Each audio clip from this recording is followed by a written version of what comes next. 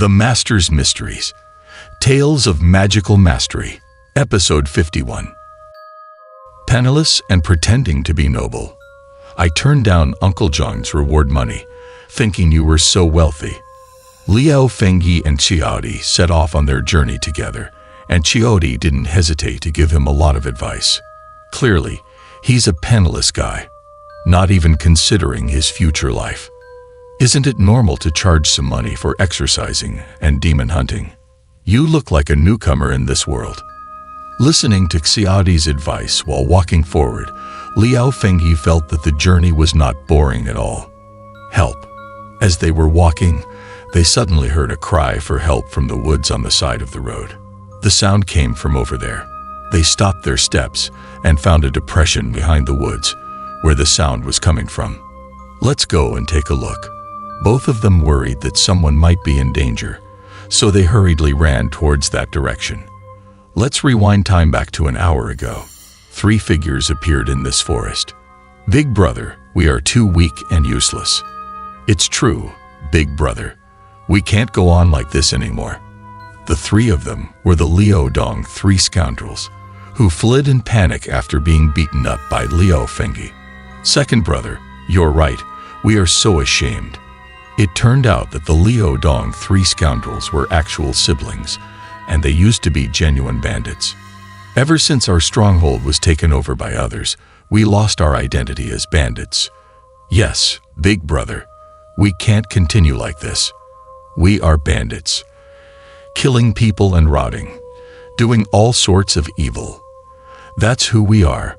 One day, a group of strange people with fur all over their bodies came. The 3 brothers were easily defeated and lost their stronghold, forcing them to wander around. But where can we rob in these remote mountains and wild ridges? Look at that. Second brother, big brother, is right. Following the direction of the second brother's finger, they saw a bald man in a black coat with red ribbons tied around his waist and arms, squatting and smoking. A tomb raider. Oh my, there's someone. Having lived in the Jianghu martial arts world for a long time, the 3 immediately recognized the appearance of a tomb raider and felt delighted, knowing that robbing such people would not be reported to the authorities. The Liao Dong 3 scoundrels were right. The man was indeed a tomb raider. He was guarding a large earth cave in front of him, seemingly waiting for something. This mountain is my territory. If you want to pass, leave behind some payment. Don't say a word. I don't care about killing or sparing you. Tomb raiders usually strike in the deep forests late at night when it's quiet, rarely encountering people, let alone robbing them. It was an eye-opener for them this time. Hand over all your money if you want to survive. The sudden voice startled the bald man, and he turned around to see 3 fierce-looking men standing behind him, like they were about to eat him alive. Help, bandits. Hemph, if you dare to report to the authorities, I'll kill you. Being frightened, the bald man wet his pants and quickly handed over his money before running away as fast as he could. This made the Liao Dong 3 scoundrels ecstatic. Since losing their stronghold, they had been having a hard time, and they had never felt so happy before. With just 2 copper coins, we've struck it rich. We're rich now. Can't buy anything with that. What a joke. Even though the money we robbed wasn't much, it was our first successful attempt, and it greatly encouraged the 3 of us. Big brother, I have an idea. How about we rob from other tomb raiders? Among the 3 brothers, the second one had the sharpest mind. As they say, thieves robbing thieves will get fatter as they go. Everyone knows that if we find a big tomb, there will be plenty of gold, silver, and jewels buried inside, enough to live a comfortable life for generations. Second brother, we are bandits. After robbing, we're tomb raiders too. You, shut up. We don't want to appear unprofessional. However, these 3 are not professionals. They're dressed casually, without any face masks to cover their noses and mouths, and they rushed into the tomb with a rush of excitement. This stench is unbearable. Hang in there. Without rain, how can we have a rainbow? But as soon as they entered, the overwhelming stench almost made them vomit. Quick, keep up. The place they descended to was the tomb passage, and after walking for about 100 steps, they entered a slightly larger stone chamber. The stench became even stronger inside, causing their heads to throb. However, they quickly noticed that there were other people in the tomb.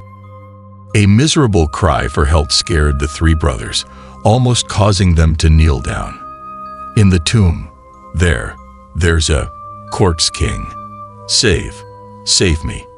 Looking ahead, they saw a black-clad bald man reaching out to them for help. Haha, don't lie to us. What?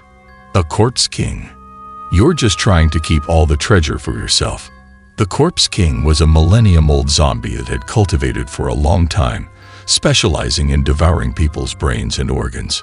While others would be frightened, the Liaodong three scoundrels simply didn't believe it. Let me tell you, the intelligence of our brothers is pretty high.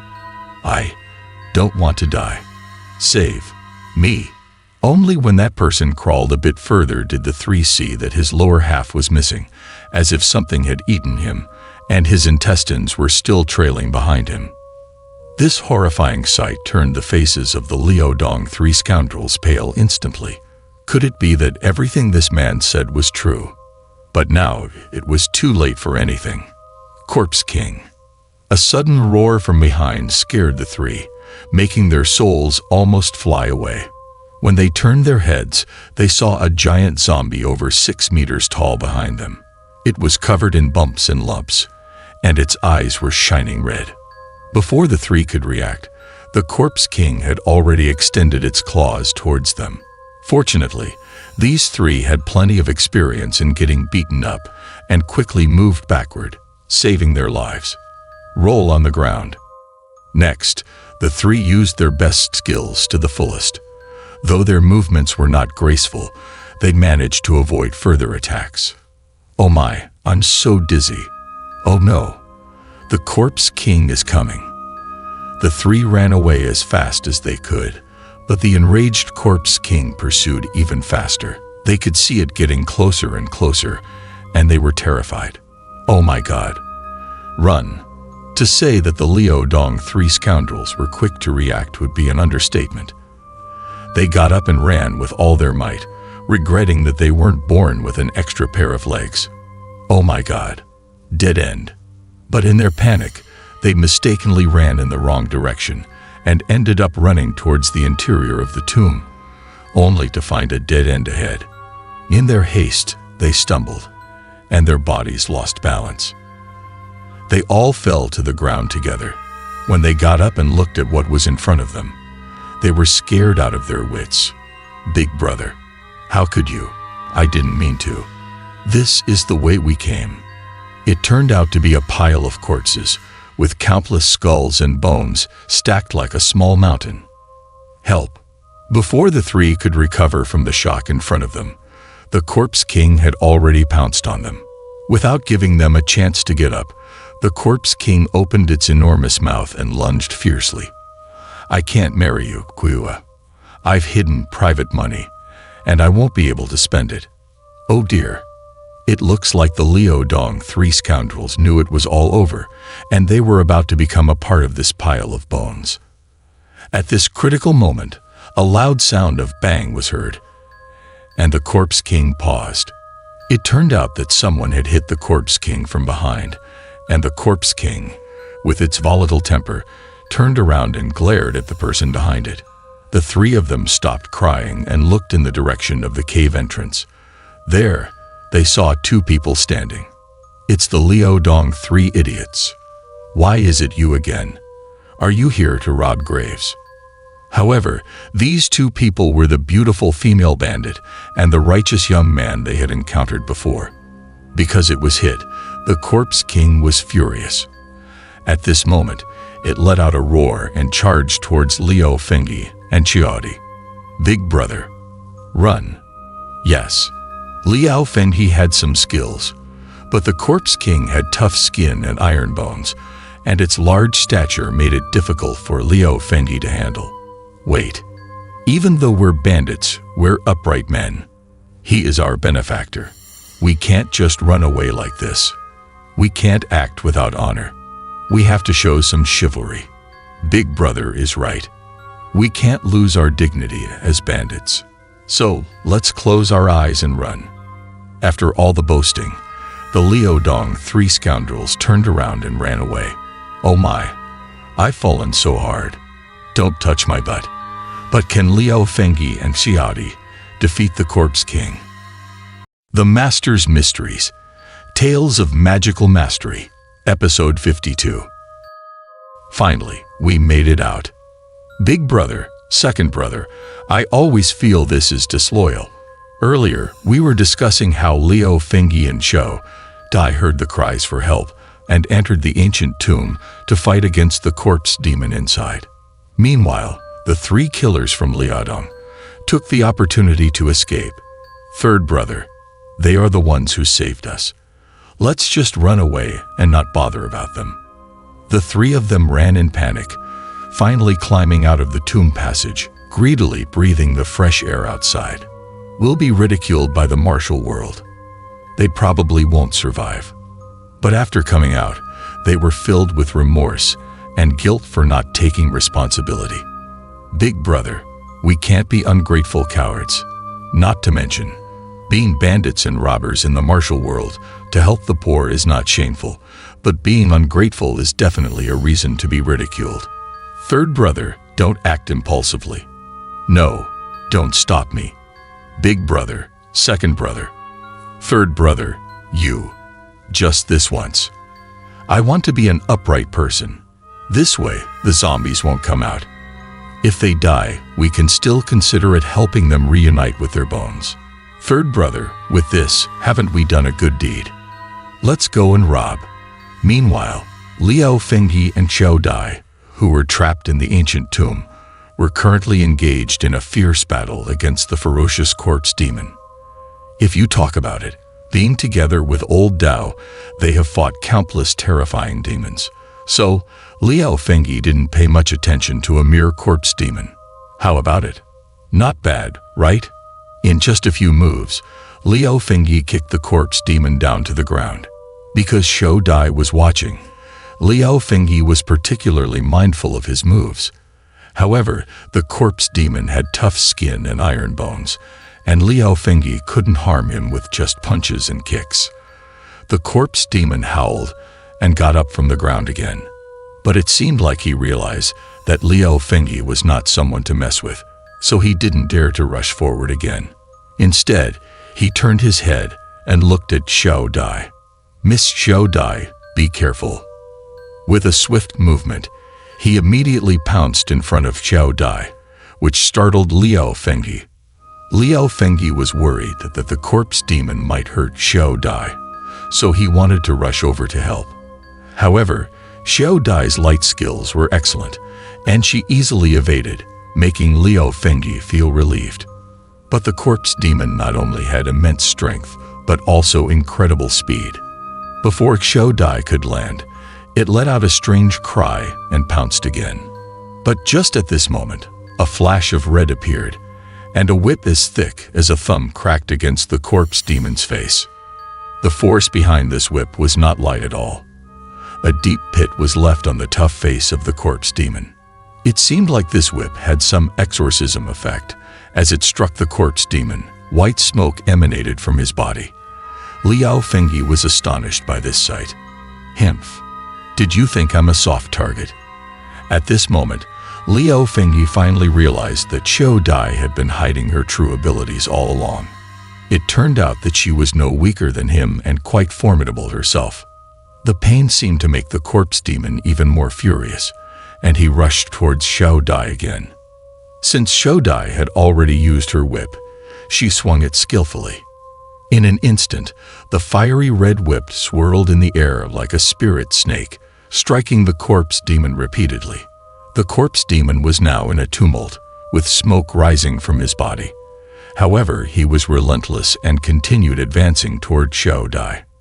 Then, Xiao Dai suddenly retracted her whip and made a hand gesture. The whip transformed into several large circles and flew towards the corpse demon. The whip formed loops around the corpse demon's body.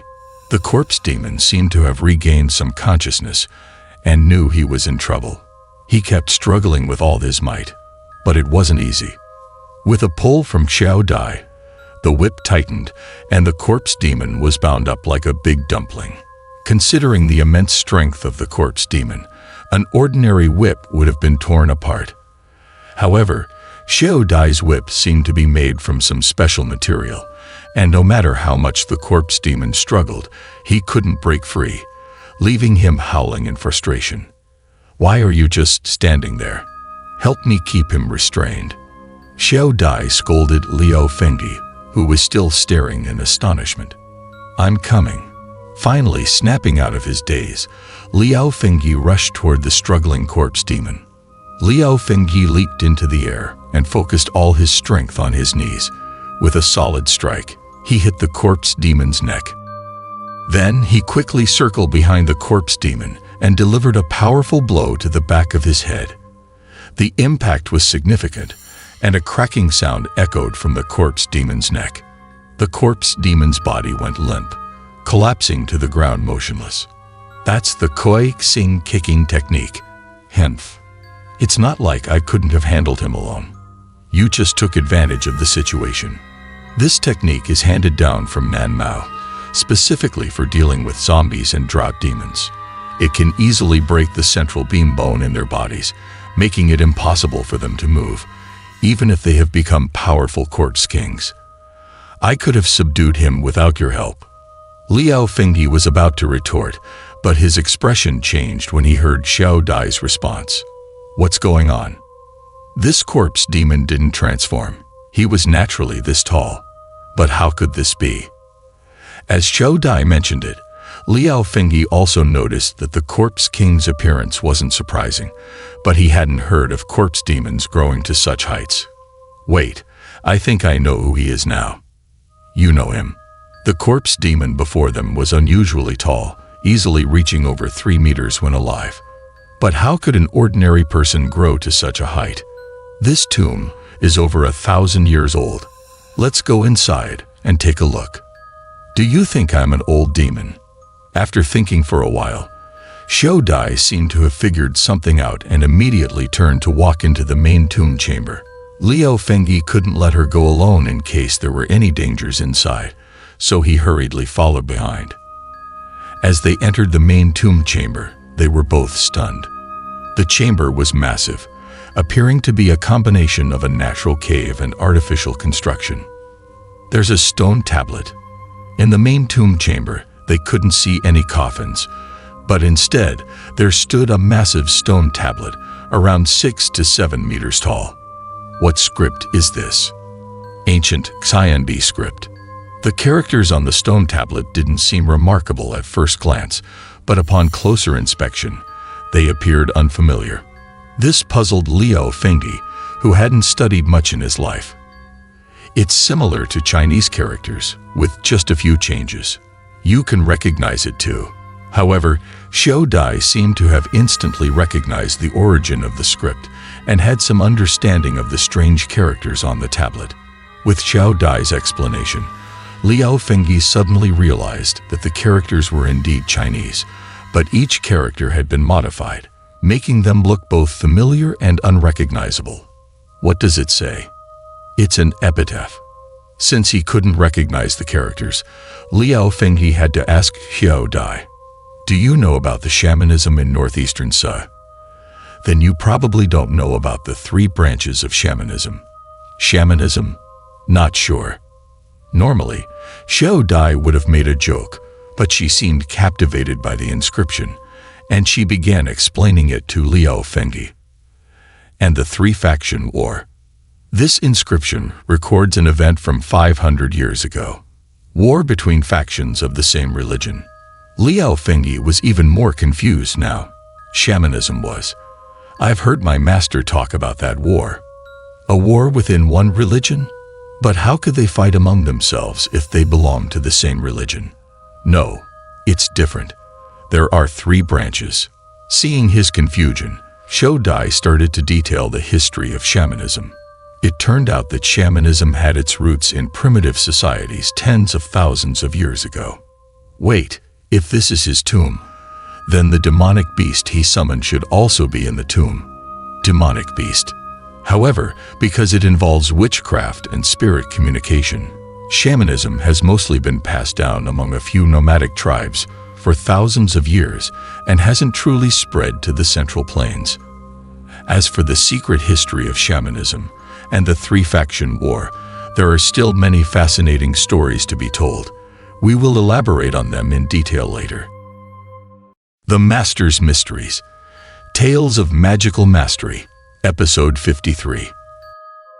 In the previous episode, Liao Fengyi and Chou Dai discovered a massive stone stele covered in ancient Kayande script in the main tomb chamber.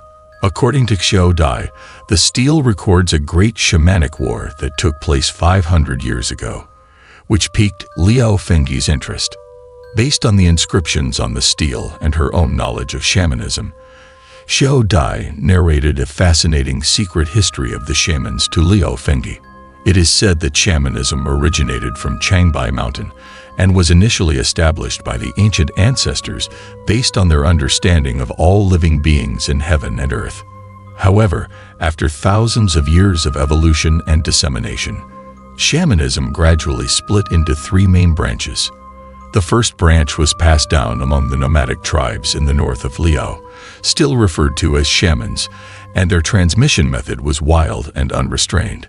However, the secret arts of the nomadic shamans were relatively concentrated in the hands of the powerful, with only the high priest and the chieftain having the ability to master them. Legend has it that at its peak, the supreme leader of the tribe was also the high priest, a divine figure who possessed both imperial and religious authority. It is said that this supreme leader used secret arts to control the White Wolf King of the northern desert at that time, thereby controlling the entire grasslands wolf pack.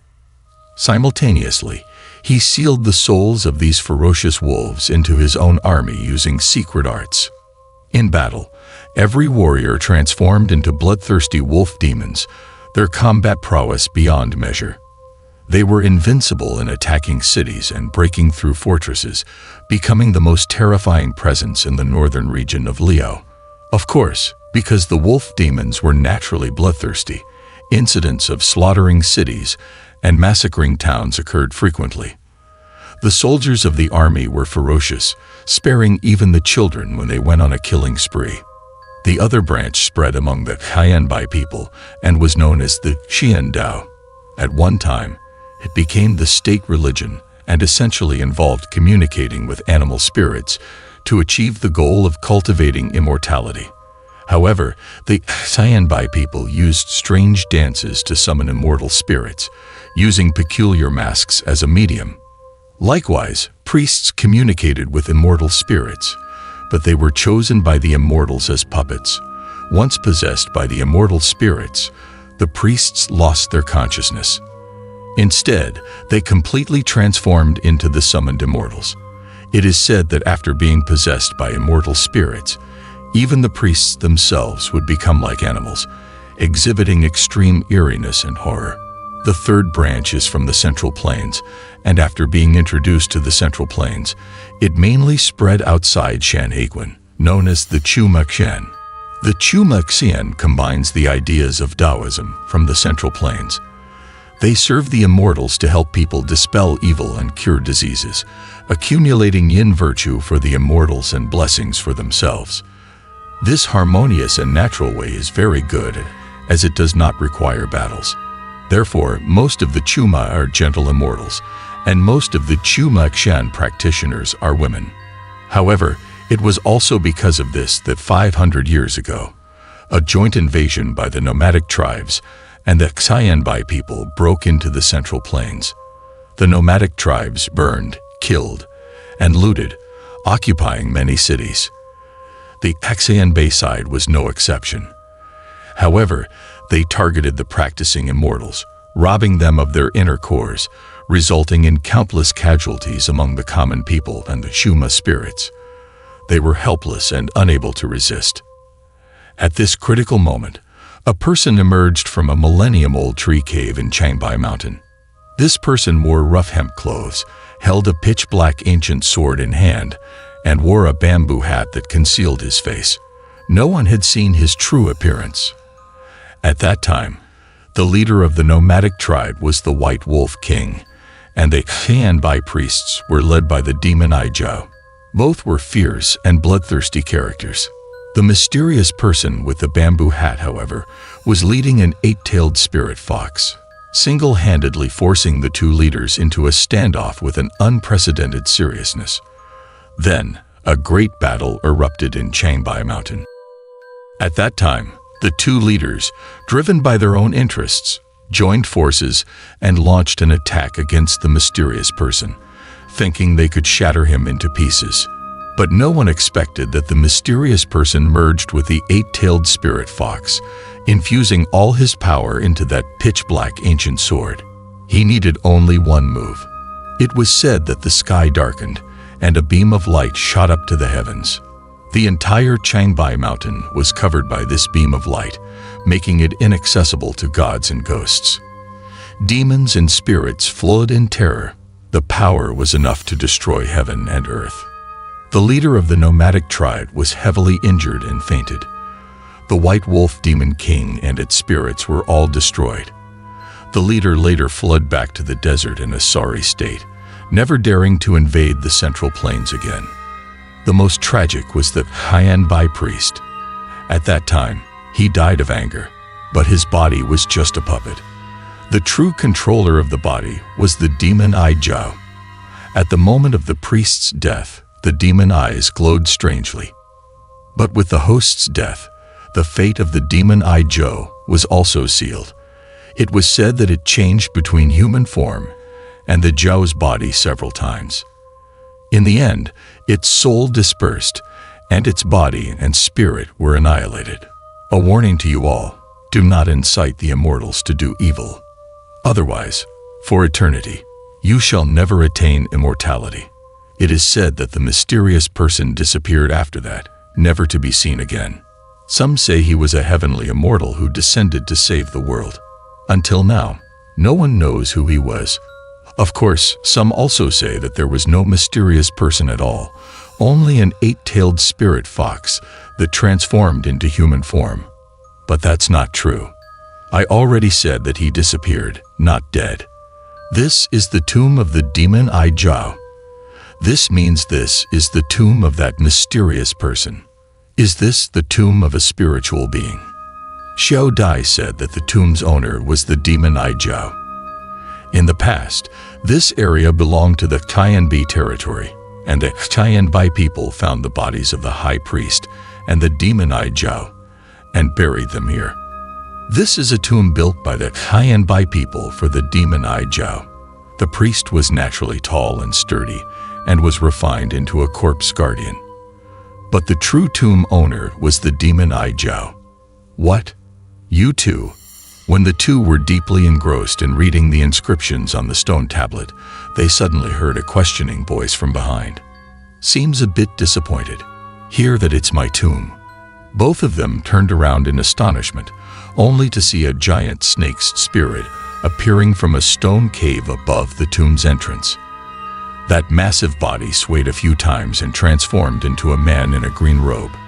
The young girl looks good. How about staying as my ancient tomb's wife? However, this man's words were extremely audacious, indicating that he was no good character. Hey, watch your mouth. Moreover, he exuded a dangerous aura all over his body.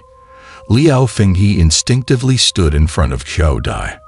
Otherwise, no matter what you are, I will surely obliterate you. Seeing Liao Fenghe's protective stance, Xiao Dai's heart warmed. Heh, trying to be a hero to save the beauty. But that fellow clearly didn't take Liao Fenghe seriously and sneered contemptuously. Then it depends on whether your abilities are as formidable as your mouth.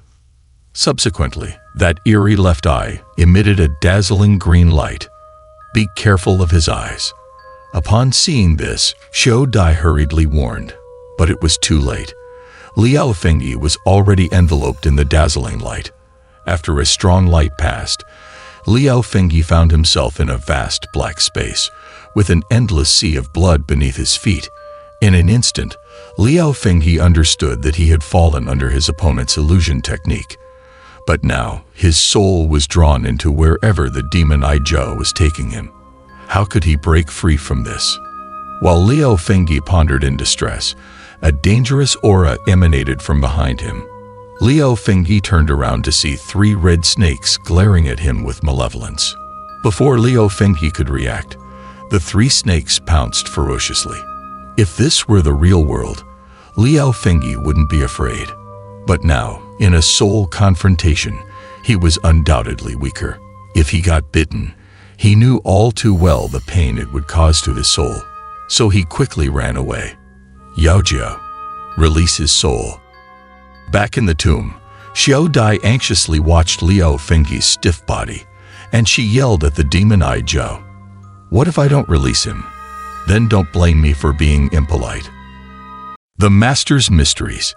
Tales of Magical Mastery, Episode 54. In between, underfoot is an endless pool of blood, still being chased by 3 snake demons. It is said that Liao Fengyi's soul was trapped in a pitch-black void by the demonic Jiatu. Originally, in an unfamiliar environment, he was already at a disadvantage, and now his soul is trapped, making Liao Fengyi feel extremely passive. Those 3 snake demons move extremely fast in this space. No matter how Liao Fengyi tries to dodge, he can't shake them off. Instead, he's being surrounded and trapped tighter, and it seems like danger is imminent. Helpless, Liao Fengyi gritted his teeth and was about to fight for his life when suddenly 2 bare feet appeared in front of him. Ahu, how did you get in? You're really clumsy. Conceited fellow. Looking up, Liao Fengyi realized that it was actually his good friend Ahu. He was a bit puzzled about how Ahu managed to get in. When you stepped in, our spiritual connections naturally allowed me to come over. That's great, Ahu explained, and only then did Liao Fengyi understand. After stepping in, their spiritual connections allowed Ahu to know when Liao Fengyi was in danger and easily find him through the spiritual channel. I'll handle these guys. In the spiritual realm, I find it more convenient to fight. Then Liao Fengyi saw Ahu pull out a bone stick from behind, emitting a faint blue light, looking quite extraordinary.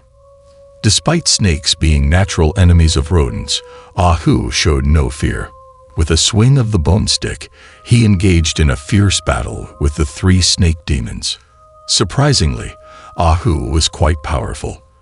With a swing of his bone stick, he immediately cut the 3 snake demons into 2 halves at their waists. However, these snake demons were not weak either. Their bodies quickly merged back together, and they launched another attack. Ahu fought with great enthusiasm, not falling behind in the slightest. Ahu, I leave it to you.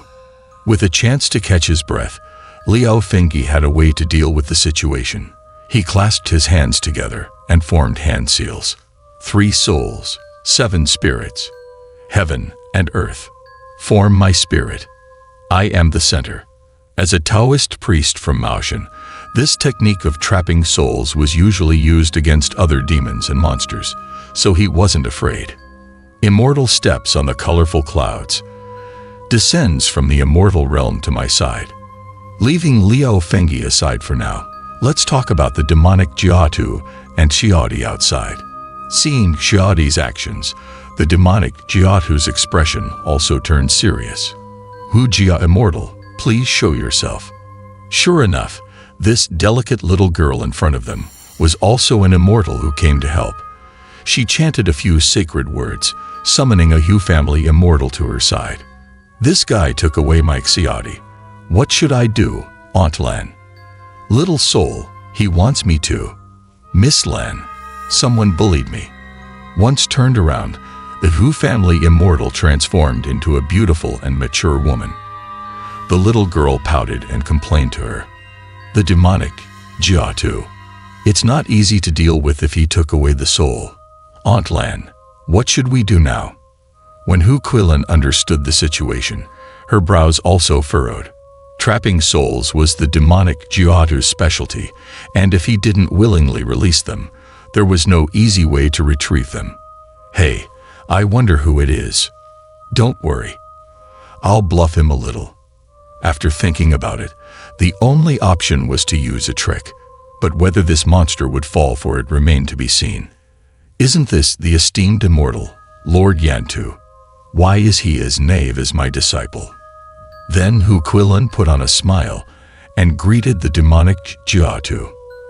Another stunning beauty. Her charm is really alluring.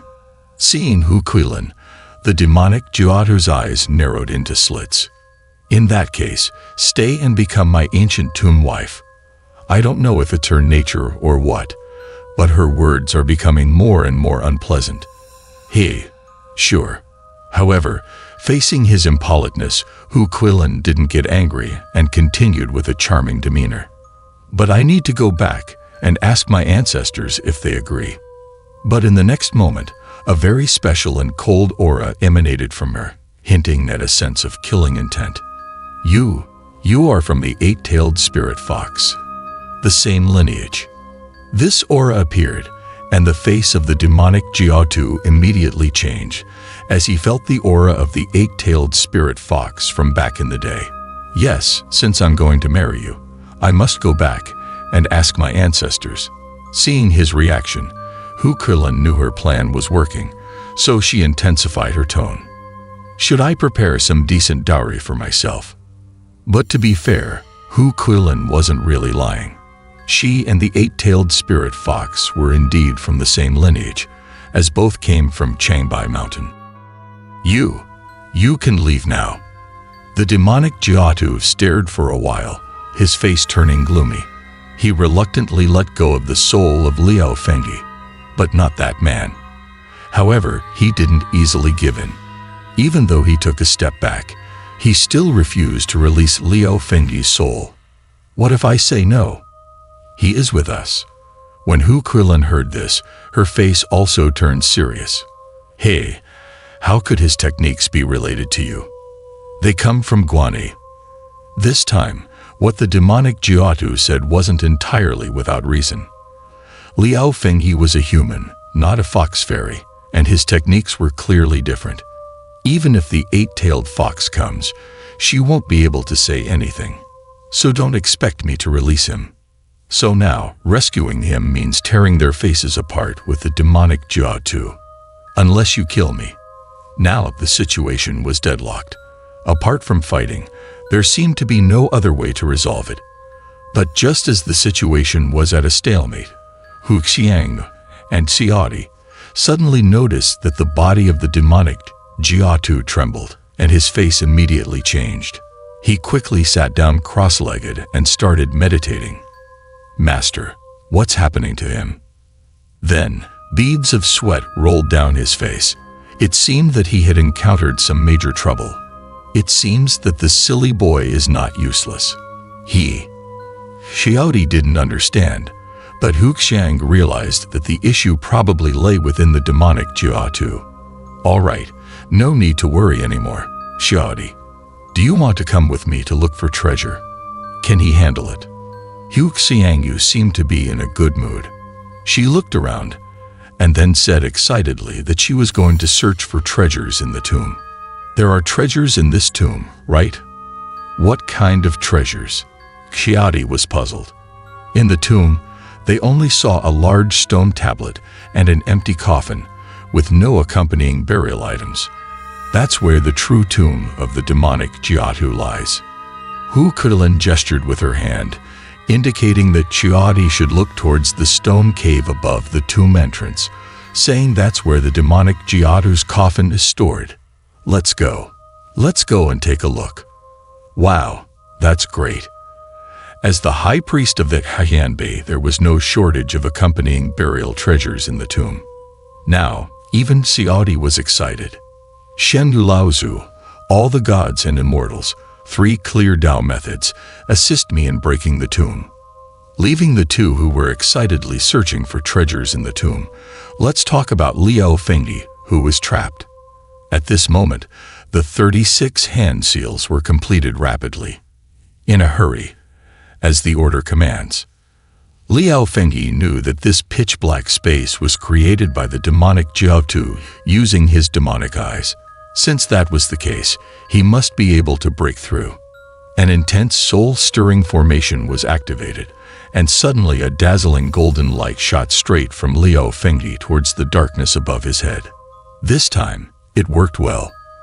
A large hole was blasted open in the ceiling, and bricks and stones fell, revealing a 1-meter diameter opening. Seizing the opportunity, Liao Fengyi climbed out of the hole.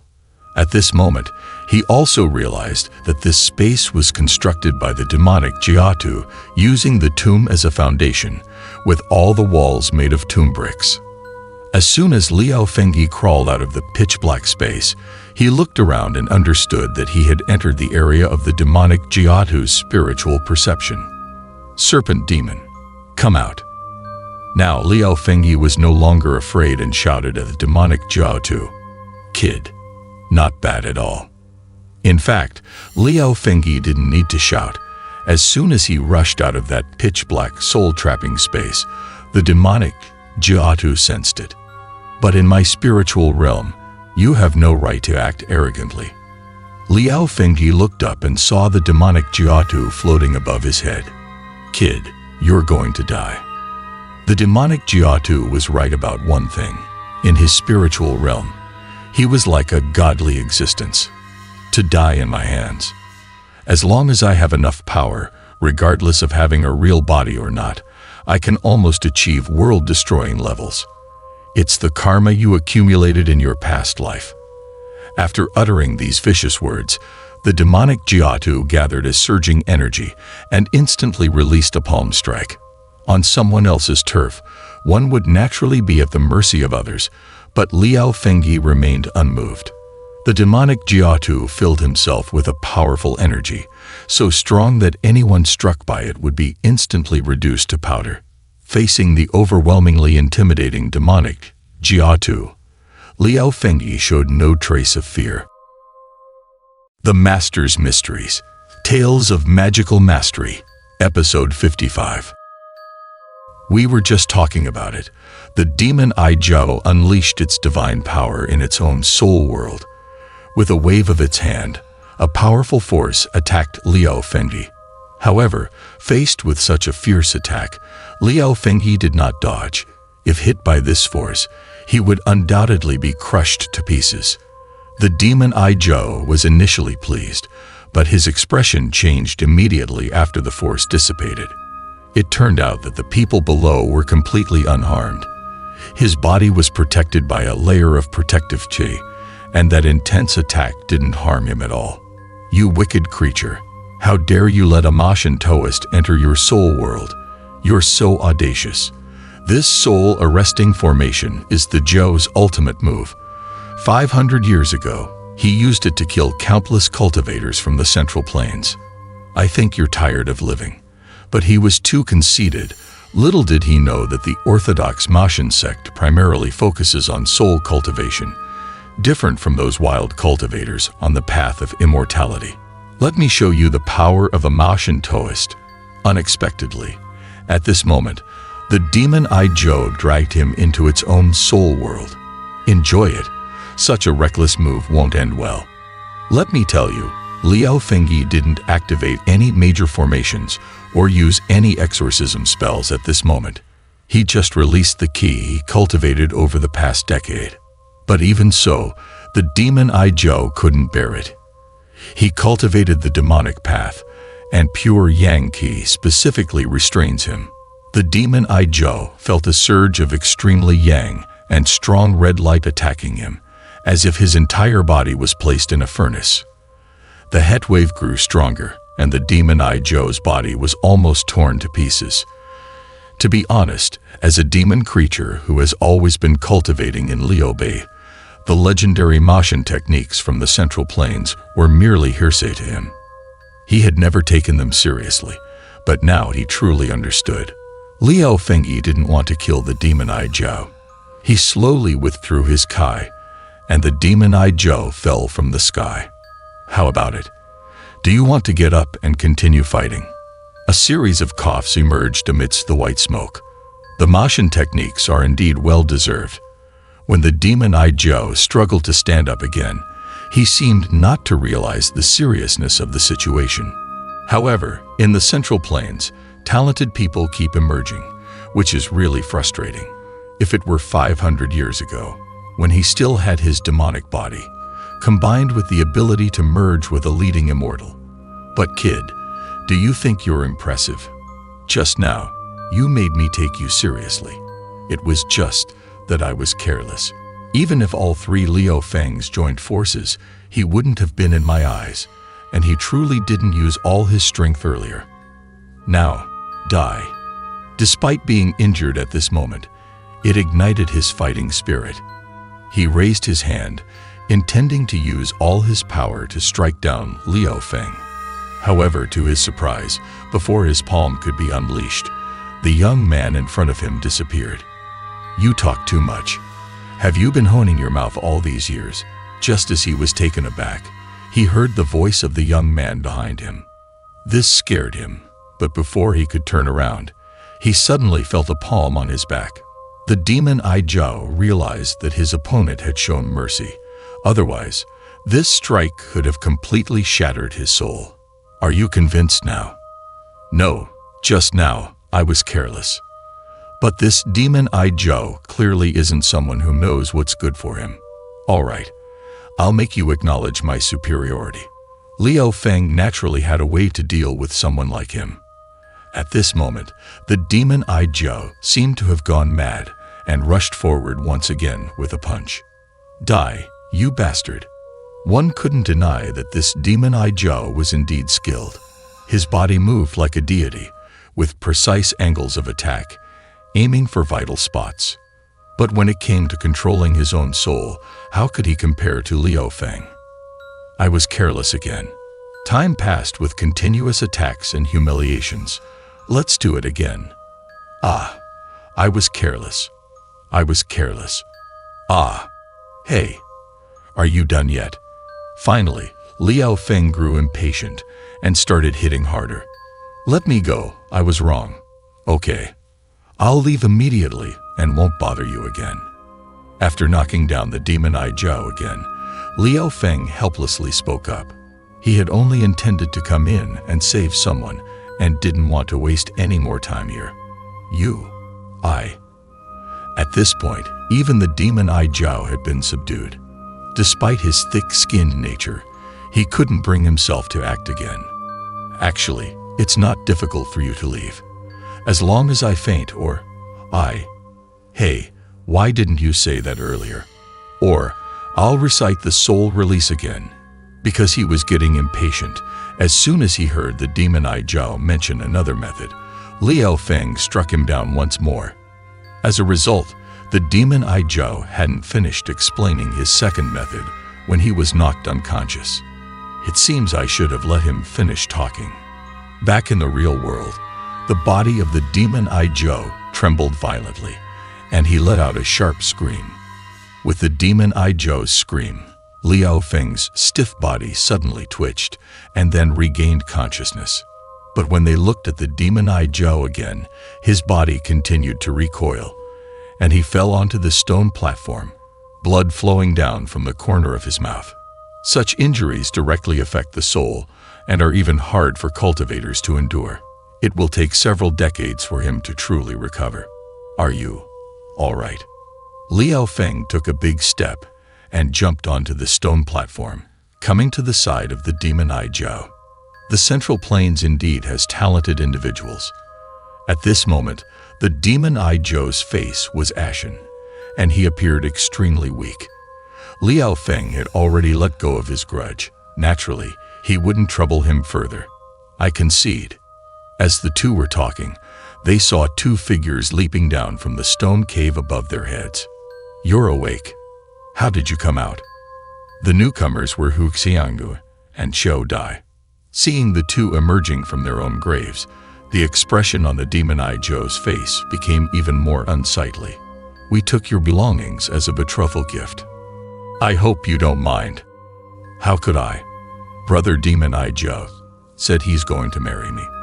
Seeing the contented expressions of the two and looking at the bulging package on Xiao Dai's shoulder, it was evident they had thoroughly plundered him. You. The Demon Eye Joe's eyes widened, almost spewing out a mouthful of blood. You barged in without permission and also stole my belongings. Is there any justice in this world? This is too much. The Master's Mysteries. Tales of Magical Mastery. Episode 56. After passing through Shanhaiguan, although there were no large cities, there were still some not-so-small towns. But don't underestimate these towns, as they are bustling with various traders, wealthy customers buying mountain goods, cattle, and horses. The towns appear relatively prosperous due to the gathering of merchants and businessmen. At the Zhang family's old shop in the town, there were many traveling merchants. In the evening, the shop was full of diners, and the place was bustling with activity. People in the town are talking about an incident at New Tu Mountain. Hey, have you heard? They caught a grave robber, and it's said there's a big tomb there. This town is known for spreading news quickly, and today's topic is about this fresh occurrence. I know, but wasn't that tomb broken into and scared off by 3 mountain bandits? The male lead and the female lead stole from it. So the grave robber that was scared away by Liudong Sancha got caught by someone else, and during the trial, he confessed about the ancient tomb. That's right. It's the jewelry shop. I heard they sold an ivory wine cup for several dozen taels. Zhao Dafu bought it and said it's obviously an antique. However, the people in town couldn't find the stolen hole. Initially, this matter could have been forgotten, but unexpectedly, a couple suddenly came to sell antiques, so people started speculating that the tomb was robbed. While everyone else is talking cheerfully, a group of people at a table in a corner is getting more and more depressed. Damn it. Those treasures. Third brother is right. They were supposed to be ours. There's no use talking about them now. This is Liudong Sancha, who escaped from the ancient tomb and is now infuriated listening to others discussing the matter. But let's first think about how to pay for this meal. Even if we're angry, it's useless now. There's a more serious problem before us. We only have 2 copper coins. What are we going to do later? There are too many people here, and we can't rob anyone. Hey, at this critical moment, look. What is this? You'll have to see it from me. The 3 brothers, especially the third one, have a knack for finding trouble. At this moment, he took out a pitch-black beetle from his pocket. Later, when we put it in the food, we can say their dishes are not clean, and we refuse to pay. He has a set of what he considers a seamless plan. Haha, I'm the clever one.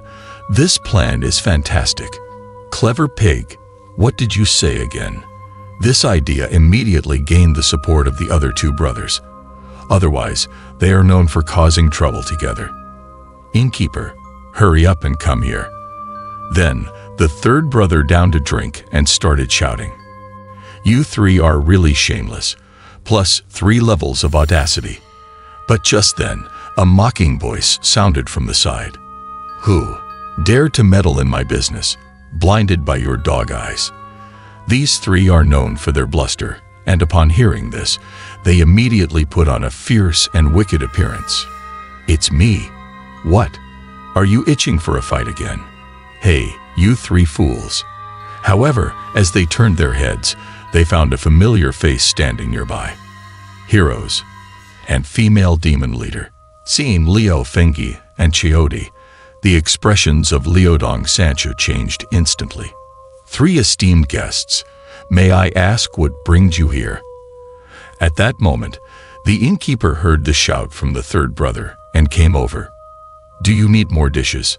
But with that troublesome female demon leader around, how can they execute their plan? The situation becomes quite awkward. We just wanted to ask if you're short of money. Does your shop need extra help?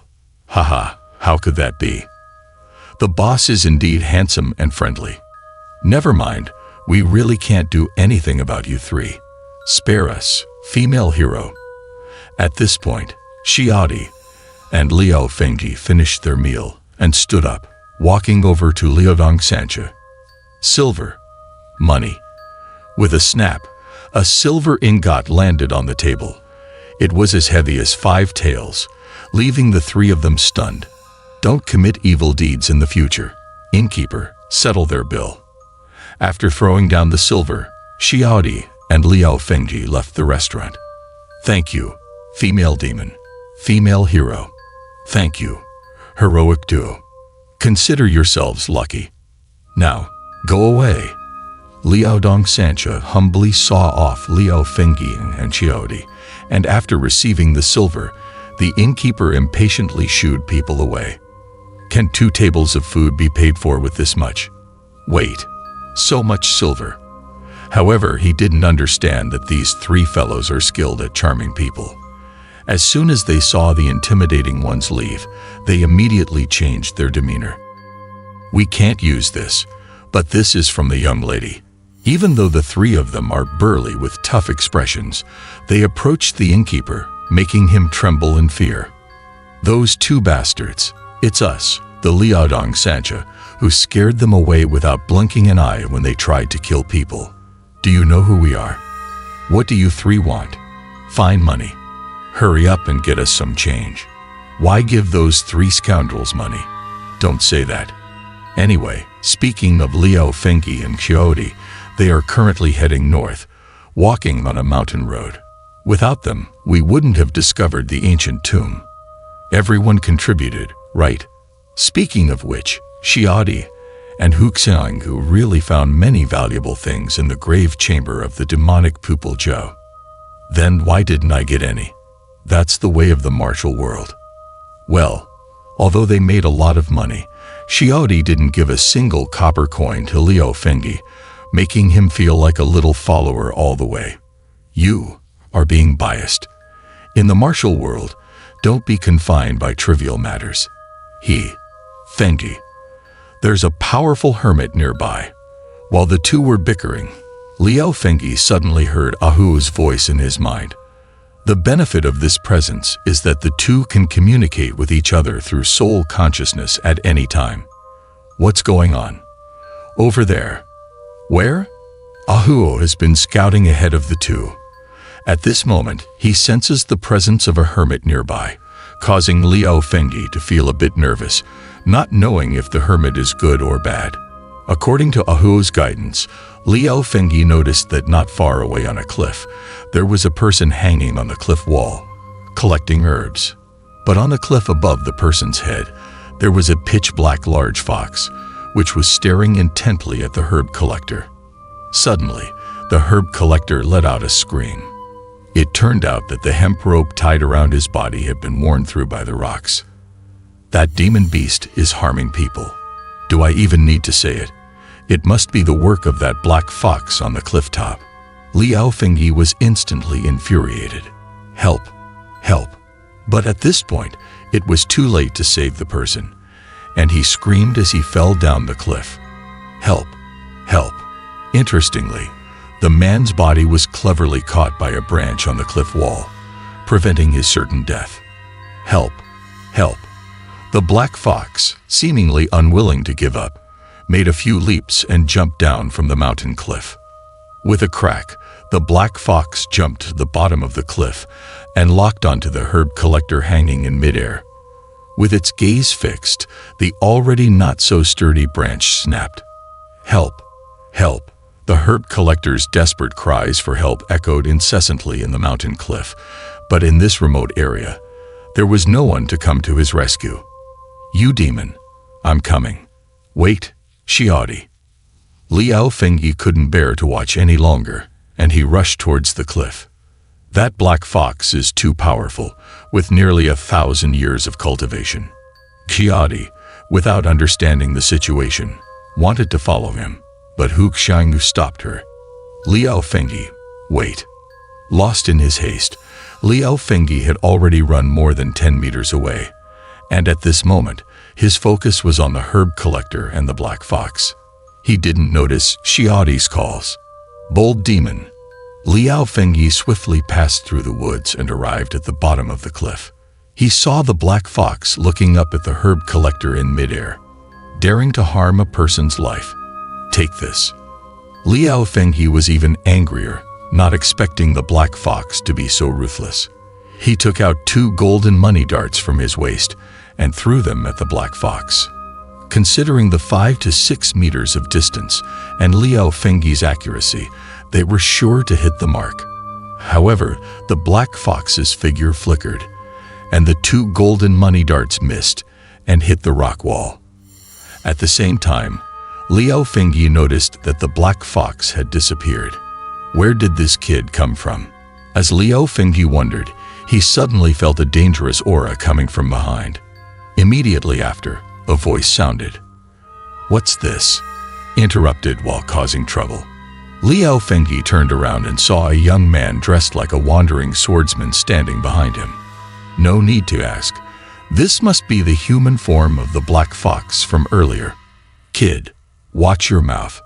As the man approached, Liao Fengyi sensed a strong killing intent emanating from him. His body shivered, and his hair stood on end, indicating the man's profound strength. With the man's approach, the aura of a powerful expert continuously emanated from him. The Master's Mysteries. Tales of Magical Mastery. Episode 57. Liao Fengyi rushed to the bottom of the cliff and confronted the harmful black fox. It turned out to be a southern Maotian magician. This person seemed knowledgeable, just by sensing the aura. He knew that Liao Fengyi was a Maotian magician from the Central Plains. His expression appeared to be intrigued for some reason. Not bad. That's why I can't tolerate this demon harming people. Since his identity had been recognized by the other person, Liao Fengyi had nothing more to say. He swung his fist and charged towards the fox demon. "Kid, that's enough."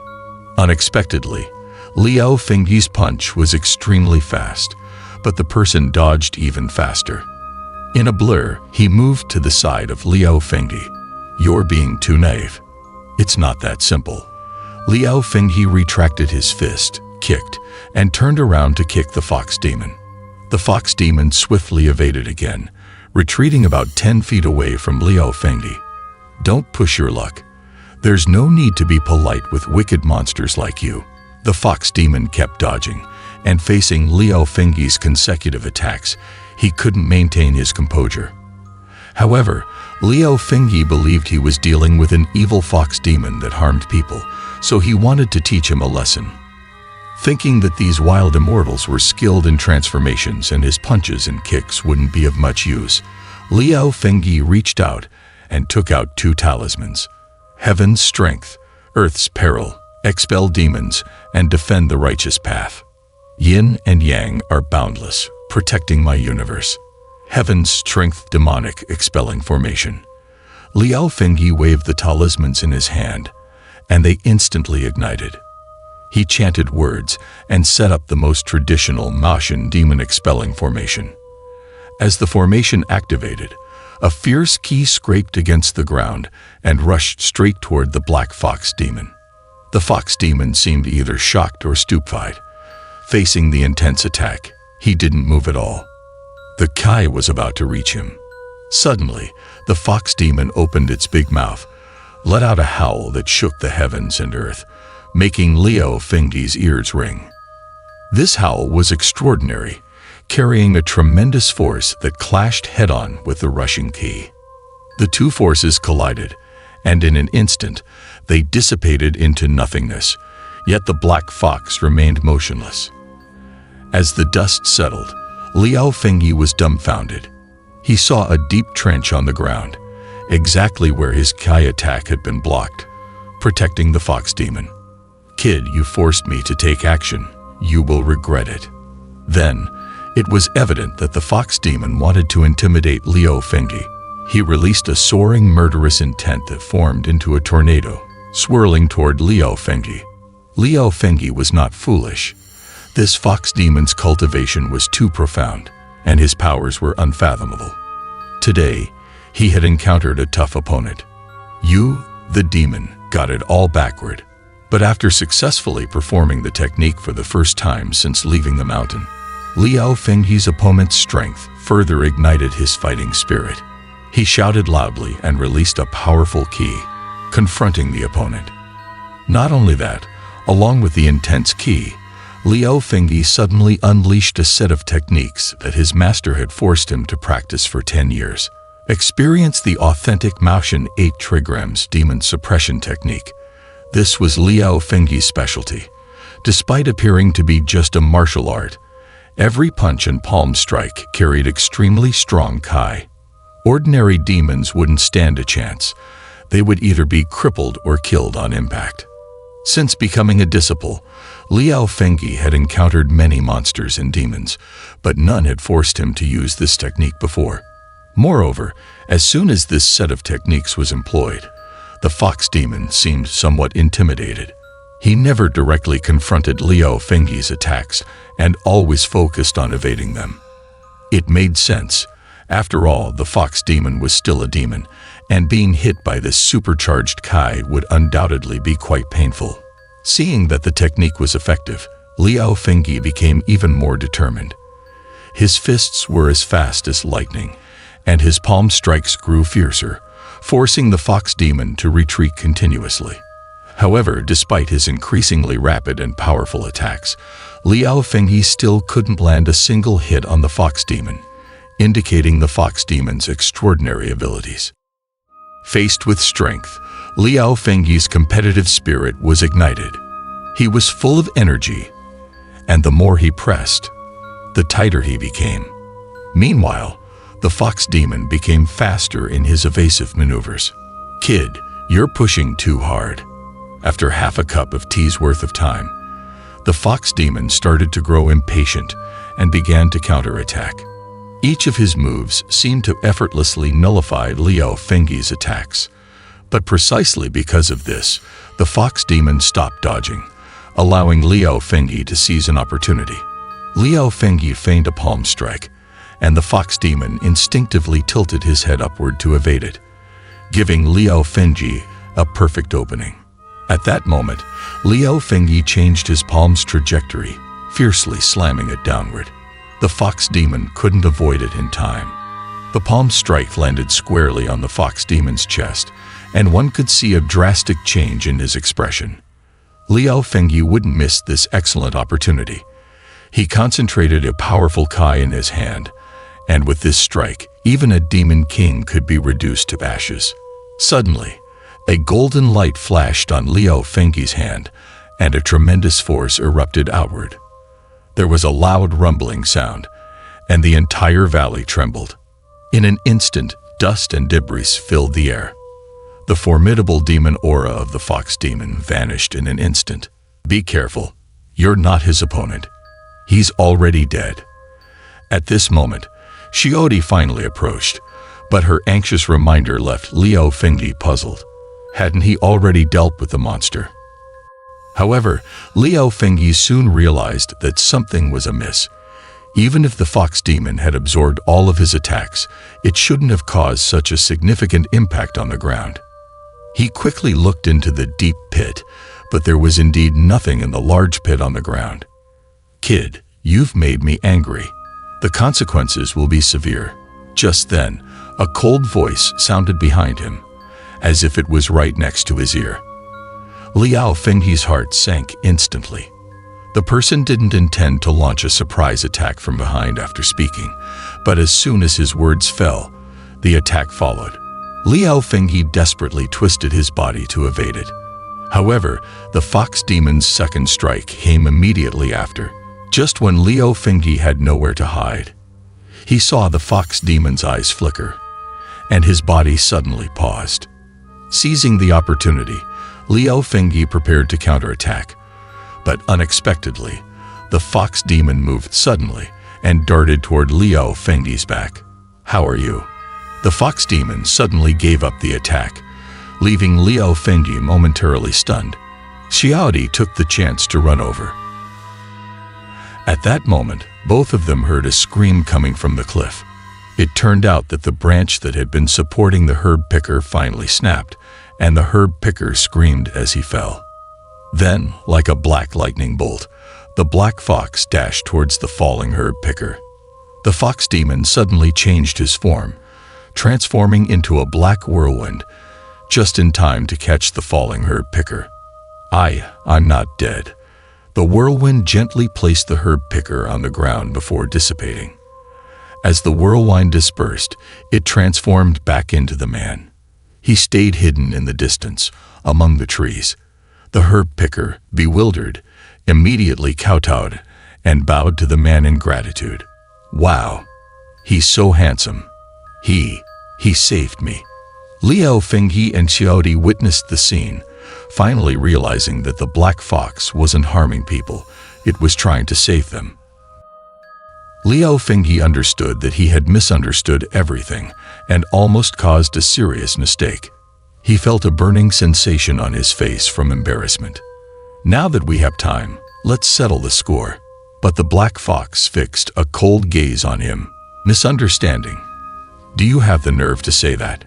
Instead of blaming others, you should take responsibility for poking a hornet's nest yourself, Xiaodi said. Due to Liao Fenghe's impulsive nature, he had indeed caused quite a few misunderstandings since leaving the mountain.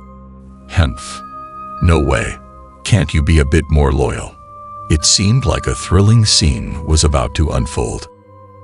The Master's Mysteries. Tales of Magical Mastery. Episode 58. Two little kids. Aunt Lan. Quick, think of a solution. Xiao Dai and Hu Qiangu were anxiously watching from the side. They were really racking their brains and didn't understand.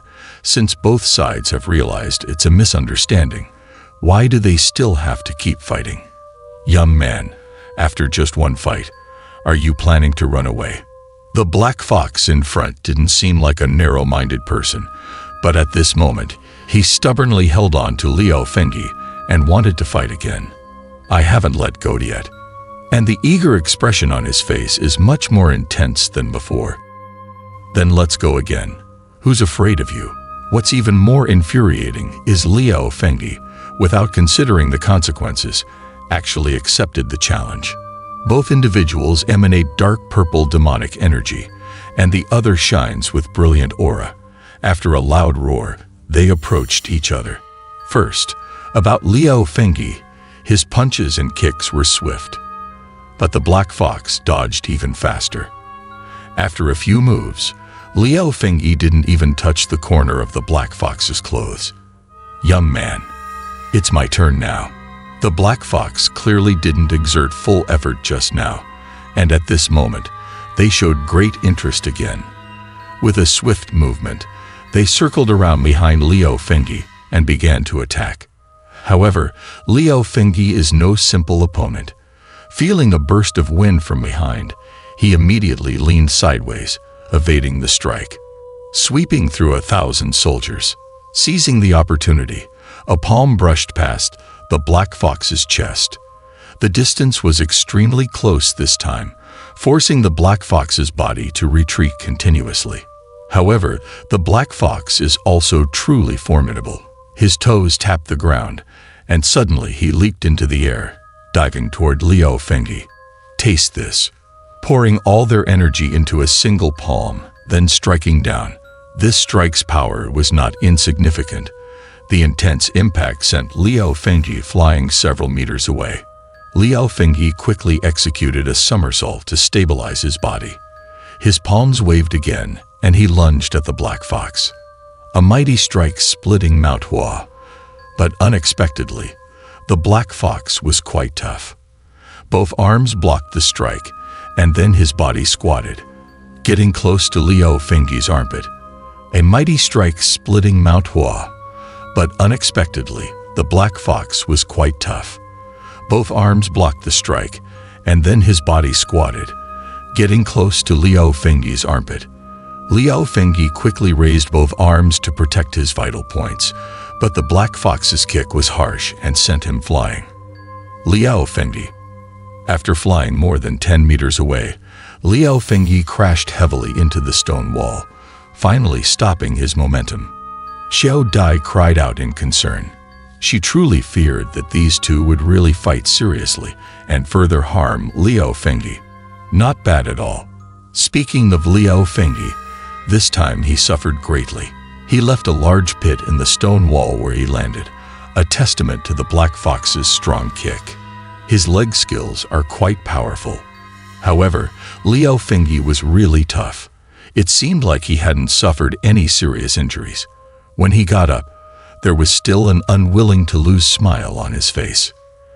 "Let's go again." "Sure, I haven't had my fill yet." Making him admit defeat is even harder than ascending to the heavens. Liao Fengyi ignited a strong fighting spirit and once again stood opposite the Black Fox. But clearly this was also what the Black Fox wanted to see. "Then let's exchange moves." And so, the two quickly engaged in another fight. In the eyes of spectators, the Black Fox was clearly superior, but there was a crucial difference here. After all, the Black Fox had cultivated in the wild and reached an advanced level. Liao Fengyi's profound energy, on the other hand, came from the orthodox teachings of Mao Shan, so the Black Fox was somewhat wary. Additionally, the Black Fox had always been in the northeastern regions, and this was the first time he had fought a Mao Shan practitioner from the Central Plains. He was also eager to learn from this experience.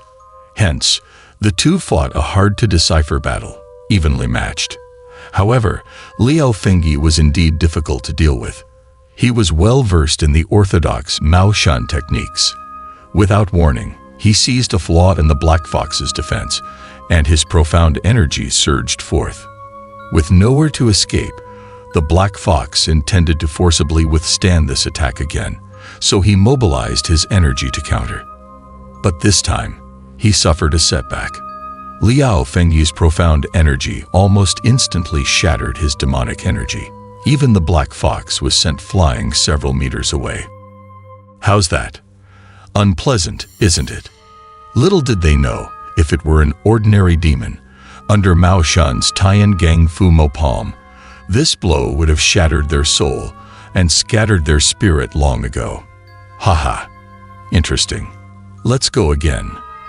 This further ignited the Black Fox's fighting spirit. He raised the corners of his mouth, gathering demonic energy in his palms, and lunged at Liao Fengyi. "All right, I'm waiting for you." Having succeeded in his move, Liao Fengyi's confidence grew even stronger. His profound energy surged once more as he charged towards the Black Fox. The two came together again, clashing and striking. "I'm leaving. Don't want to watch these two immature brats anymore. Can't you stop fighting?" On the side, Xiao Dai and Hu Xiangu truly couldn't bear to watch anymore. But they also understood that these two were simply testing each other and wouldn't push the other to the brink of death. Xiao Dai's shout was heard by both participants on the battlefield, but neither responded. They resumed their exchange of palm strikes. Two forces collided, stirring up dust and sending stones flying around. However, at the center of this power eruption, it's truly indescribable. Because apart from their strength clash, the scene seemed to have gone off track. "What? Can't hold on anymore? You've resorted to mouthing off. Heh, are you talking about yourself? Look at how your legs are trembling. Not doing well. Why not give up?" "Hemph, I'm perfectly fine. I only used 50% of my strength." "Is that so? Then you've lost. I only used 30%. You're lying. Look at the sweat on your face. It's almost dawn. Why don't you settle your grievances with a kiss?" As soon as Xiao Dai's voice fell, whether or not it was intentional, the two's momentum clearly became more intense. At this critical moment, after their prolonged confrontation, both entered the final clash. They both summoned the last of their strength. This time, the strength was evenly matched. Two forces collided, and at the center point between the two, there was an instantaneous explosion. The powerful impact forced Xiao Dai to retreat several steps. After finally stabilizing herself, she turned her gaze toward the two. Being at the epicenter of the explosion, the two were blasted away several meters. Finally steadying themselves, they looked at each other. If one of them squatted down, that would signify the winner. Kid, not bad, just a little bit worse than me. Hemph, I clearly saw you take a step back more than me. You're talking nonsense. I saw it clearly. You retreated more. Don't be ridiculous. Are you unable to count? After another round of verbal sparring, the two once again gathered their strength to engage. Xiao Dai initially thought they would continue fighting, but unexpectedly, a burst of hearty laughter erupted. What had been a tense standoff moments ago turned into both of them looking at the sky and laughing heartily. What kind of shift was this? Well done, Mao Shan practitioner. You've got some skill. Haha. Northeastern Immortal practitioner is truly formidable. From childish bickering, they suddenly transitioned into mutual praise. This shift in style was rather rapid. 9 Immortals peak, Black Fox, Mao Shen, Liao Fengdi. And what was this sudden friendship all about? Today was so enjoyable. Let's go. I'll take you down the mountain to drink. If you lose, you treat. Immature men truly aren't comprehensible by normal people. You two brats, have you had enough of your nonsense? The Master's Mysteries, Tales of Magical Mastery, Episode 59. In the morning, villagers began to appear one after another on the path at the foot of the mountain. What should have been a quiet morning was filled with excited shouts coming from a small restaurant by the roadside. 10th bowl. At this moment, a porcelain bowl was forcefully slammed onto the table. What's so impressive about that? I've had 10 bowls too, you know. All right, bring it on. The two individuals engaged in this drinking challenge were none other than Liao Fengdi and Black Fox, who had battled fiercely last night. Bring it on again. Black Fox was also a spirited person. He had actually brought Liao Fengdi to the tavern. However, the tables were all set with steamed buns and porridge early in the morning. Yet these two were actually competing in drinking. This attracted the attention of the people in the restaurant.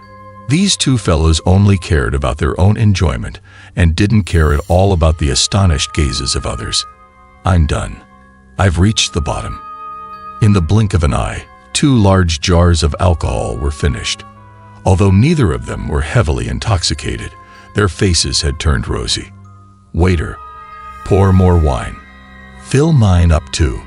Seeing the endless antics of the two and the sideways glances from the others, Xiaodi's face had turned dark long ago. She really wanted to pretend she didn't know them. Calm down, you two. Fortunately, at this moment, someone came over to defuse the situation. We have plenty of wine. How about you have something to eat first? Slowly enjoy the wine. This was the restaurant's owner. He brought over steamed buns and wine. The owner was quite shrewd. He was worried that the two would cause trouble if they got drunk, so he hurriedly advised them to eat first before pouring them wine. Big brother Black Fox, have you been wandering around here? At this point, Xiaodi also started a conversation with Black Fox. Although I was born in Changbai Mountain, I've been here for a long time. So I can be considered a local. The people here all know me. Even if you're familiar, you still need to settle the bill. You owe over 10 taels of silver. Ha ha ha. So, you're a penniless fellow after all. You have the nerve to mock others. Aren't you doing the same? Who gave you the courage? You don't even have money, and you dare to challenge in a drinking contest. Upon hearing this, Xiaodi became so angry that she slammed the table and stood up. Both of these people had pockets cleaner than their faces, yet they dared to compete in a drinking contest. I've calculated, you have money. I know you have money. After hearing their words, Xiaodi deeply felt that she had encountered 2 rascals. And what about you two as a couple? Where are you planning to go?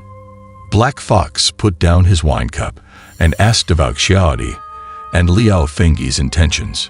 We're not. Not what? Who would marry this obstinate woman? Who would marry a fool? However, as soon as he uttered these words, he embarrassed both of them. Who's the fool? Who are you calling obstinate? Wait, I really don't know where we're going. You're just following along like a fool. But as this conversation unfolded, Liao Fengyi also realized that there had been a chain of events along this journey, and while he knew he was heading north, he truly had no idea where they were going. I'm a person with grand plans, you know. After mocking Liao Fengyi for a moment, Xiaodi revealed the purpose of her journey. Do you remember the eight-tailed spirit fox from 500 years ago? This statement carried a mysterious aura. It was about the eight-tailed spirit fox that defeated the leader of the nomadic tribe and at Tianbai priest 500 years ago. We're going to find the cave where he practiced. It's said that there are immortal cultivation methods there. It turns out that after the battle, the eight-tailed spirit fox disappeared. There was a legend that he had cultivated in a cave in Changbai Mountain, and within that cave, there were records of his cultivation techniques. For those who practice martial arts and the Tao, that's undoubtedly a treasure. I've heard that the divine ancient sword is also in the cave. I see. It's worth it for Ahu. With that said, Liao Fengyi truly became interested. The reason he had come to the north of Liaodong was to assist Ahu in his cultivation. This treasure might indeed be a great help to Ahu. Interesting. Not only Liao Fengyi, but Black Fox also became intrigued. He set down his wine cup and joined the conversation. The eight-tailed spirit fox. The legend of the eight-tailed spirit fox is widely spread among Taoists. It's like a divine existence. You too. Can you take me along? Are you interested too? Black Fox also wanted to go along. This was somewhat unexpected, and just as Liao Fengyi and Xiaodi didn't know how to respond. Young hero. Lady hero. Help. Save me. A pig-like squeal of distress rang out at the door. The three were stunned, all looking toward the door. They saw a person stumbling and crashing in through the door, whether due to extreme nervousness or not. Upon entering, he stumbled and took a big tumble. Liaodong's three fools. What happened to you? Young hero. Help.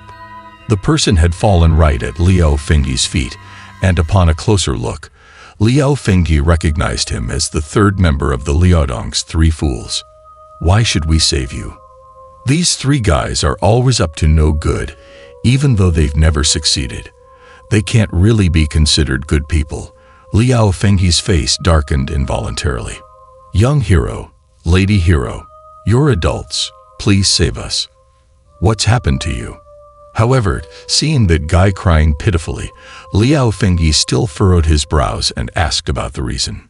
My eldest brother and second brother are about to be eaten by monsters. But when he wailed and began speaking, all three were surprised. It's impossible. I'm really about to starve to death. This started 2 days ago. The story goes that these three guys had no place to go, so they thought about how there were many treasure hunters and ginseng gatherers in Changbai Mountain. They figured they could get rich by robbing those mountain travelers. Third brother, why do you look like a braised pig head? Who said I look like a braised pig head? So, the three slapped their foreheads and decided on a route. But after heading north, the number of people they encountered on the road dwindled. Eventually, there were barely any people left. The three were tired and hungry since they hadn't prepared. Just when the three were so hungry that they were seeing stars and everyone looked like roast chickens, they suddenly spotted a large house not far ahead, with a sign advertising alcohol hanging outside. People who travel in the Jianghu know that those who run shops deep in the mountains mainly serve experienced mountain travelers. At the moment, the shopkeeper was dozing off inside. Suddenly, the door was forcefully pushed open, and amidst a cloud of dust, three tall and sturdy figures rushed in. Three of you. What would you like to eat? Roasted pig heads. And 100 steamed buns. 20 roasted chickens. Shopkeepers liked having customers come in, so the owner came forward with a smiling face, but he was nearly scared out of his pants by these three ravenous-looking guys with their eyes glowing blue. Enjoy your meal. Of course, the shopkeeper didn't actually prepare what they asked for. Instead, he brought a table full of various dishes. As soon as the food was served, these three individuals started devouring everything in sight. For over an hour, aside from the sounds of chewing and swallowing, there was barely a word spoken. Soup is here. Ah, I've come back to life. After a bout of intense eating, the three finally began to regain their senses, but they didn't have any money to pay, so they planned to use their usual tactics. Do you know who we are? Famous, fearsome Liaodong's three fools. Pardon our ignorance. But just as the three were trying to intimidate the shopkeeper, the door was kicked open again. Shopkeeper, hurry out. Several people turned to look at the entrance and saw three more individuals coming in. Bring out the best dishes from your establishment for us. However, these three people were obviously troublemakers. They were each fierce and menacing, and they even had weapons on their backs. This place is good. Get out of our way. Once these three entered, they immediately spotted the seats where Liaodong's three fools were sitting. They rushed over, clamoring for them to move and make room. Do you know who you're talking to? At this point, the recently recovered Liaodong's three fools weren't without skills. Having grown up as bandits, how could they be intimidated by these three guys? Try saying that again. However, unexpectedly, as they spoke, one of the three drew out a wicked knife and struck it against the table. I'll clean it for you. Please, have a seat. Liaodong's three fools might not have many skills, but they certainly had the knack for adapting to situations. Why isn't fourth brother here yet? Half an hour later, the three had their fill, and from their conversation, Liaodong's three fools learned that these three were part of a small gang of treasure hunters. Never mind waiting for him. Let's head into the mountains first.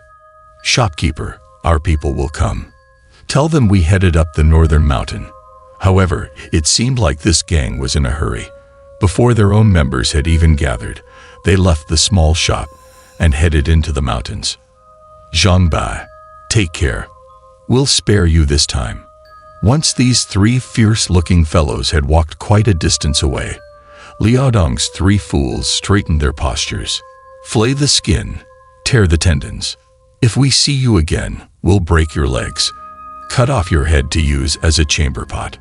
You've returned. Did you forget something? Hero, you've worked hard. But just at that moment, a person hurriedly rushed in, ruining the heroic air of Liaodong's three fools. They thought it was those three guys coming back. But the person who entered was alone, a man with a face full of sinew, likely the fourth brother that those three were waiting for. Who are you? Mind your own business. The Master's Mysteries. Tales of Magical Mastery, Episode 60. They said, take a step first. Wait for you on the mountain.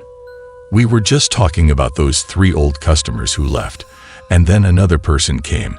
It was the fourth member that group was waiting for. The shopkeeper was busy approaching and passing on the words those people left before leaving. Seriously, can't you wait for me for a moment? Wait.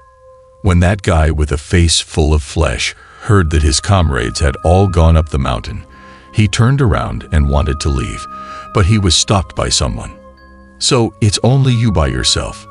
The one who stopped him is Liaodong's three demons. What's up? What's happening?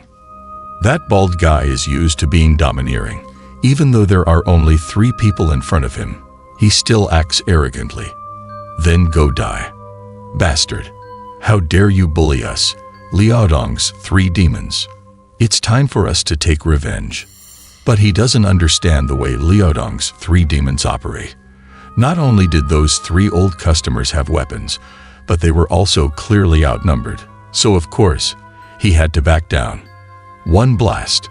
The old monk rings the bell.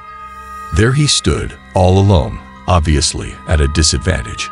Liaodong's three demons had pent up anger, so there's no way they would let him off easily. Second blast. Myriad Buddhas pay homage. Third blast. I'll beat you to death. Great mountain cannon. Now Liudong's three demons were finally showing their strength, each of them attacking the man one after another, and the names of their moves were quite intimidating. Old man wields the crutch. Old lady brandishes the ladle. Kid steals the peach. But gradually, it's unclear who made the first mistake, and they started retreating. Today, Liudong's three demons truly found a bargain. They vented all the grievances they had accumulated during this time on this man. I was wrong. Please spare me. This man was just an ordinary treasure hunter in the mountains, usually relying on his numbers to bully others. He was often rebellious and unwilling to submit, but now that he was alone, he could only concede. Now you know how powerful Liudong's three demons are. I know. Looking at the man's pitiful state and hearing his pleading, Liudong's three demons were feeling quite pleased. Tell us, what were you trying to do by going up the mountain? They immediately assumed a stance of a tribunal, giving that guy a rough treatment. Think about it and then speak, or else we'll let you experience the taste of a monkey stealing peaches. Liudong's three demons, who usually enjoyed putting on airs, were now fully immersed in their act.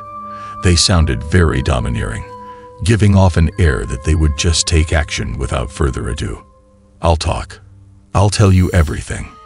The boss ordered us to go up the mountain and look for treasures. The burly bald man had been beaten so badly that he no longer dared to offer any resistance. He spilled all he knew, willingly or not. I heard that there's a big worm in the swamp, and its horn is worth a lot of money. Some people are offering tens of thousands of taels for it. What? Treasures, worm's horn, gold ingots. Liudong's three demons didn't quite catch the specifics of the plan, but the idea of finding a valuable treasure and selling it for a high price got their eyes gleaming. Big brother, this sounds good. Oh my, it's more profitable than being bandits. The three of them discussed this as if it was a heaven-sent opportunity. They might not know how to deal with the worm themselves, but robbery was their expertise. Big brother, second brother, let's go meet this swamp worm. There's a saying, thieves rob thieves. This fat opportunity has fallen into their laps, and they can't just let it go. Quick, let's go. Lead the way. Yes. The three of them quickly agreed, searched the guy for money to pay his bill, and then forced the bald guy to go up the mountain. Heh, sorry about this. After walking on the mountain path for a good half day when they arrived at their destination, the three of them knocked out the bald guy for convenience and tied him to a tree. Third brother, second brother, be discreet. Then they cautiously approached the large swamp, stealthily observing. From what they saw, those three people were indeed there, seemingly preparing to capture the worm in the swamp. Why hasn't the fourth guy arrived yet? He's probably doing some gymnastics on his belly tilt. One person suddenly appeared with a deer, tossing it not far from the shore. It seemed like it was meant to be bait. Is everything set on your end? All set. Another person had a lot of knife blades in hand, constantly inserting them into the ground. Forget about the fourth guy, let's start. The three demons were also experienced in the ways of the martial world. They had heard of this kind of treasure hunting technique, called the 1,000-blade formation, burying hundreds of knife points in the ground, leaving only a tiny bit exposed, gradually increasing the height as they got closer to the bait. These knife tips are coated with a sedative. When large snakes or reptiles come to eat the bait, they'll crawl over these blades, and their bellies will be sliced open without them even realizing it. The treasure hunters won't need to exert any effort to catch their prey. Now, another person poured a bucket full of the deer's blood, letting it flow over the deer and into the swamp. The air was immediately filled with a strong smell of blood. Understood. Hide quickly. Seeing the trap set, the three of them slipped into the woods, hiding themselves. So both parties quietly watched the trap. The treasure hunters waited for their prey to appear, while Liudong's three demons waited for the treasure hunter to retrieve the worm's horn before pouncing to seize the treasure. However, as they waited, an entire night passed and another day went by. Both groups understood that treasure hunting was like this. It required not only great courage, but also immense patience. Sure enough, effort doesn't disappoint those who are determined. On the second day, just after dawn, strange bubbling sounds suddenly came from the large swamp. Then, a peculiar-looking head emerged from the water. "It's here." The treasure hunters immediately became alert. Even Liudong's three demons, who had been growing tired and considering giving up, were stimulated by this development, their eyes fixed on the water's surface. At this moment, a thin layer of mist rose from the water's surface. They could see a serpent-like figure, 5 or 6 meters tall, gradually emerging from the water. The massive figure wriggled forward, slowly approaching the deer. Now they could see that the serpent was over 10 meters long, with a head that was as large as half a room. The gigantic serpent seemed delighted by the dead deer. It opened its large mouth, clamped down on the deer, and then tilted its head back to swallow it. Charge! The three treasure hunters had been waiting for this moment for quite some time. Now, brimming with excitement, they burst out of the woods and charged towards the serpent. "Great! Be careful. Big brother, should we attack with our blades?" The serpent's reaction was extremely slow. All three had reached its side before it seemed to notice them and turned its head towards them. "Wait a moment. Big brother. Something doesn't seem right." As they moved closer, the three suddenly halted. The serpent's behavior was clearly beyond their expectations. As it turned out, the serpent didn't get its belly sliced open by the 1,000-blade formation, as they had imagined. It seemed to have seen through their plan and intentionally lifted its body a palm's length off the ground, successfully evading the knife tips. It had cleverly deceived the three of them. It's not hurt. This thing has become cunning." Seeing the three approach, the giant worm swallowed the deer in one gulp and then lifted its body, hovering before them. Its towering form suppressed the three so much that they hardly dared to breathe. "Don't be afraid. Let's all attack together." "All right." Hidden in the woods, Liudong's three demons were taken aback. With their experience, they had never encountered such a creature. They couldn't help but feel anxious for the three treasure hunters. Attack. Kill it. However, these treasure hunters were no ordinary individuals. Quickly recovering from the pressure exerted by the worm, they each brandished their weapons and charged at the creature. How could these individuals seeking a fortune of this magnitude easily give up? Moreover, each of them possessed considerable skill. Together, they attacked the worm, engaging it in a fierce battle. It's trying to escape. "Big brother, it's diving back into the water." Clearly, the worm was also feeling some fear. It swiftly plunged into the water, leaving the three in a state of agitation. They wanted to pursue, but they didn't know the depth of the water, and the swamp was muddy. No one dared to tread into it lightly. Damn, what a fucking shame. "Let's go. We'll come back after a while. We're definitely getting that thing." Seeing the precious treasure slip away from their hands, they were so frustrated they stomped their feet. However, they reluctantly turned around and left, planning their next move. But just at that moment, they suddenly heard more intense bubbling sounds from the water behind them. Why is it getting misty again? Moreover, the fog that had just cleared was rising once more. This time, the fog was even denser. However, none of the three cared about the fog anymore. Their minds were fixed on the treasure. They approached the water's surface. "Big brother, something seems to be coming out." Suddenly, a loud splashing sound echoed from the water's surface. Immediately after, a towering spray of water shot up, covering the three with mud. "Big brother, what is that?" Initially thinking that the giant worm had returned, the three were somewhat relieved. But as they looked more closely at the figure within the fog, their smiles faded. Monster, a demon. The colossal silhouette in the fog was easily 10 meters tall and seemed to have many tentacles waving about. Clearly, it was a massive monster. As the creature approached, the fog gradually dissipated, and the three's hearts sank. It was an entire 9 of the same gigantic worm they had encountered before. It was unclear whether these 9 worms were tangled together, or if it was one single body. 9 enormous heads swayed on the water's surface. Their sheer presence was incredibly terrifying.